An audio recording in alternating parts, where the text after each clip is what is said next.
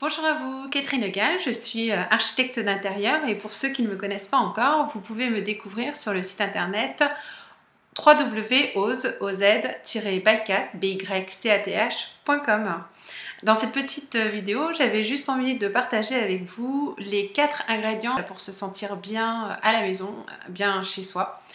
Pourquoi? Tout simplement parce que depuis quelques jours maintenant, on est passé en automne et c'est la période où les jours commencent à raccourcir, où les premières fraîcheurs arrivent et où on a bien souvent envie d'être un petit peu plus à la maison pour pouvoir se ressourcer et se cocooner. Donc voici 4 ingrédients.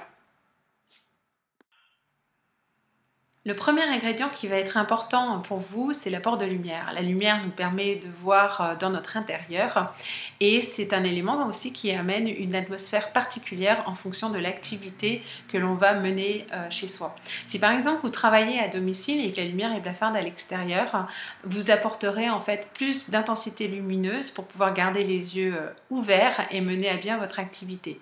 Si vous êtes dans votre cuisine, peut-être que les spots, la lumière de la hotte vous permettront de voir précisément et avec minutie ce que vous êtes en train de découper, surtout avec le couteau bien aiguisé. Maintenant, le soir, dans votre canapé, très certainement vous aurez envie d'avoir l'impression d'être plus enveloppé, d'avoir un moment cocon rien que pour vous, et dans ce cas-là, vous jouerez sur une luminosité qui sera peut-être plus tamisée, peut-être même avec l'apport de bougies. En architecture intérieure, on démultiplie les sources lumineuses, que ce soit les spots, des lampes à poser, des appliques, des suspensions, et on les associe en fait aux fonctions, et on joue avec ces apports de lumière en fonction de l'atmosphère qu'on a envie de créer. Le deuxième ingrédient qui va être intéressant à prendre en compte, c'est l'apport de la couleur. On peut avoir un intérieur complètement blanc et apporter de la couleur par le biais du mobilier, par le biais d'accessoires. Ou bien encore, on peut être un petit peu plus téméraire, avoir un intérieur ou des pièces complètement colorées, y compris le plafond, ou simplement des touches murales sur un ou deux murs de couleur ou autre. La couleur a une incidence sur nous, sur notre caractère, sur comment on se sent, et elle peut vraiment nous donner en fait du peps dès le matin, dès qu'on se réveille. C'est un petit peu en fait comme un vêtement. Quand on ouvre la penderie le matin, selon son humeur, on va choisir peut-être une tenue complètement noire ou colorée ou des accessoires. En décoration, en architecture intérieure, on utilise la couleur aussi pour influencer son atmosphère intérieure et nous donner du peps, tout simplement. Le troisième ingrédient qui participe à faire de notre intérieur un espace où on se sent bien et peut-être réchauffant ou non, c'est le contact avec les matières et les matériaux.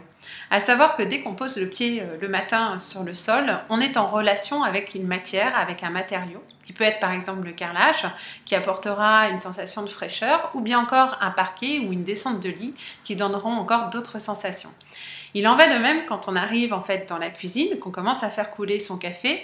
Si on est en contact avec un plan de travail en marbre ou en pierre, on n'aura pas du tout cette même sensation que si on est avec un plan de travail en bois. Matière et matériaux participent aussi aux sensations par le toucher, mais aussi sensations visuelles qui participent à faire de notre intérieur un endroit où on se sent bien et où on se sent bien enveloppé. Le quatrième ingrédient qui participe grandement à faire en sorte que vous vous sentiez bien à la maison, c'est le moins sexy de tous, c'est le chauffage. Évidemment, il n'est pas très esthétique en règle générale, mais n'empêche que s'il n'était pas là, il n'apporterait pas la douceur et cette sensation de bien-être à la maison. Parce que quand la chaudière tombe en panne, qui fait 10 degrés à l'intérieur, à savoir quasiment aussi froid qu'à l'extérieur, autant dire que le décor peut être sublime, on en fait complètement abstraction et on ne se concentre plus que sur la fraîcheur ambiante.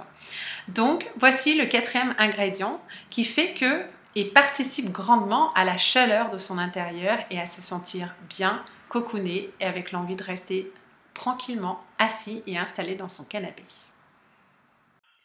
Alors voici en fait les 4 ingrédients donc, que je vous ai présentés. Parmi ceux-ci, il y a un ingrédient plus particulier qui me tient beaucoup à cœur, surtout en architecture intérieure, c'est la lumière et la gestion de celle-ci. J'ai écrit un article il y a quelques temps à ce sujet. Je vous propose ici le lien pour pouvoir le redécouvrir sur mon blog quand vous en aurez envie.